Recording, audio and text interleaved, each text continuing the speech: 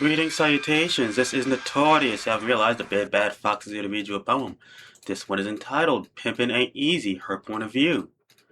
You will see the link in the art now. It was inspired by Miles DF.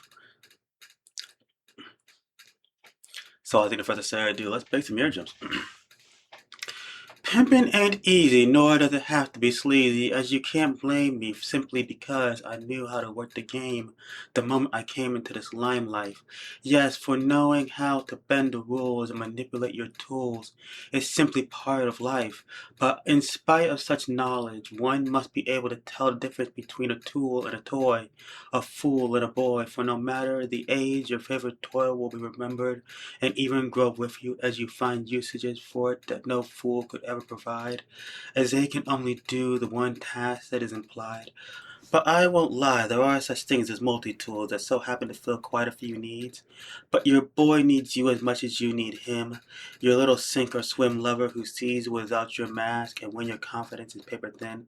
So understand that pimping ain't easy, but if you want my boy toy, you're gonna have to beat me.